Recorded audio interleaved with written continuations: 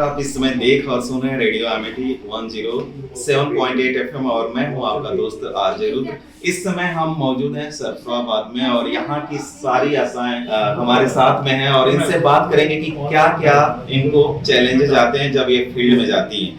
जैसा कि आप लोग जान रहे हैं कि हम लोग सेहत सही लाभ कई प्रोजेक्ट के अंतर्गत हर वार्ड में गाँव में जा रहे हैं जो हम लोग के रेडियो के रेडियस में आ रहा है। तो इनसे बात करेंगे। मैडम, आपका क्या नाम है? अनु कुमारी जी। जब आप फील्ड में जाती हैं तो आपको क्या क्या चैलेंजेस फेस करने को मिलते हैं? सर, जैसे हम फील्ड में जाते हैं तो कोई टीका लगवाने के लिए मना करता है कि हमारे बच्चे को बुखार आ जाएगा। मेन कारण ये होता है कि बुखार आ जाएगा। अच्छा जी। मेन कारण, इसके अलावा और क्या चैलेंजेस? बच्चा जैसे कभी कभी खाने लगता है तो चल नहीं पाता, बच्चा किसी का हाथ नहीं उठ पाता है। तो ये 2-3 दिन की जो परेशानी होती है तो उस कारण जो है टीका नहीं लगवाते हैं। आपका क्या नाम है? मंजू वर्मा। मंजू जी, आपको क्या चैलेंजेस आते हैं जब फील्ड में जाती हैं?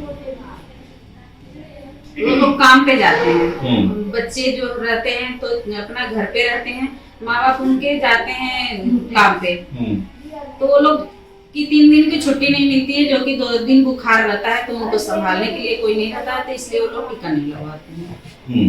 तो ऐसे लोगों को आप क्या सुझाव देना चाहेंगे कि टीकाकरण क्यों इतना जरूरी है? ये आपके बच्चे वो जैसे कि हम बताते हैं कि आपके बच्चे को बीमारियों से बहुत सारी बचाते हैं, आप टीका लगवाइए, तो कहते हैं कि हमारे बच्चे ऐसे ही स्वस्थ हैं। कितने लोग हैं ऐसे बातें करते हैं कि हमारा बच्चा खुद स्वस्थ है, हम नहीं टीका लगवाएंगे।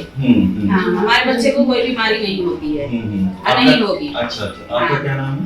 मेरा नाम गौतम जाना है और मैं कम्युनिटी मोबिलाइजर हूँ। आशा के सपोर्ट में मैं काम करती हूँ।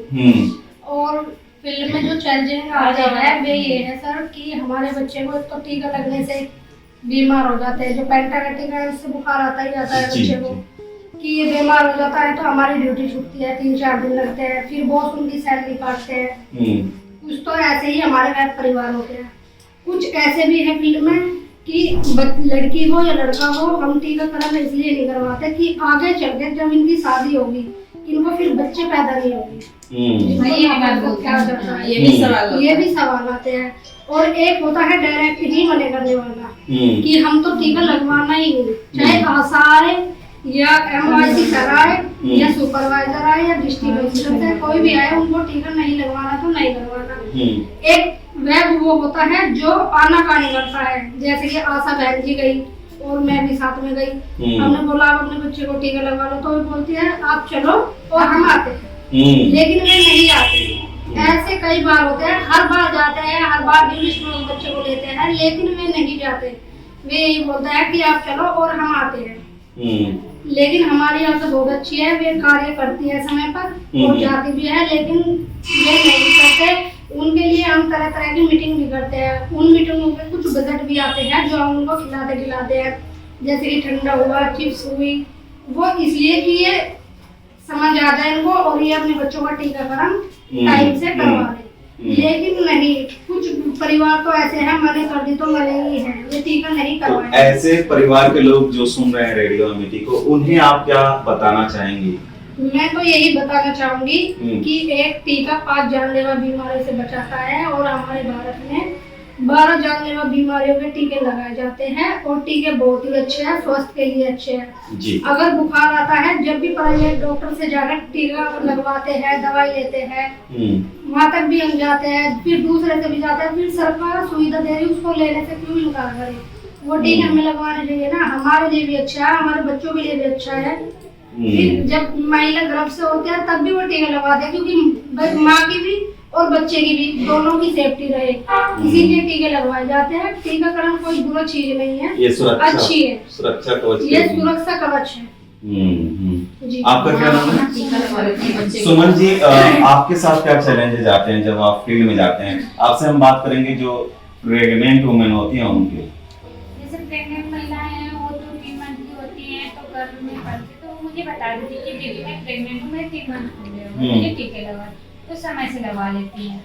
फिर जब दूसरा होता है तो उनका क्या नाम है, हर एक टीके के ठीक 1 महीना बाद दूसरा टीका लगता है। तो वो लोग कहते हैं कि नहीं मुझे तो 7वें में लगेगा, अभी तो 3रे में लगा है, कुछ लोग कहते हैं 6वें में लगेगा।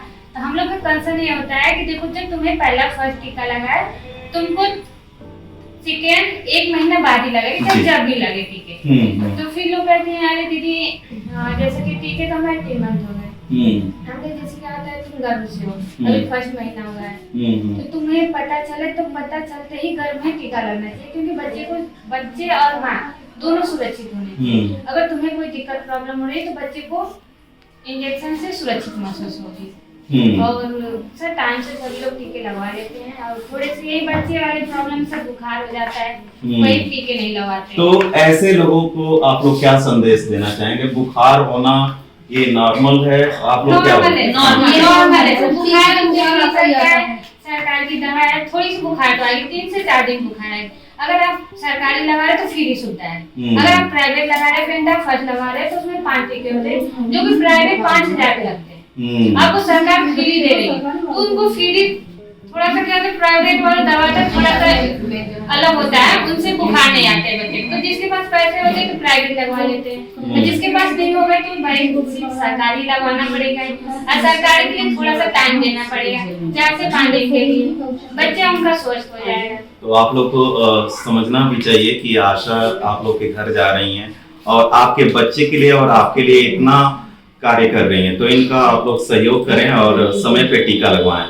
और ऐसे ही देखते रहें, सुनते रहें रेडियो अमेठी 107.8 FM, उड़ान है उमंगों की। नमस्कार।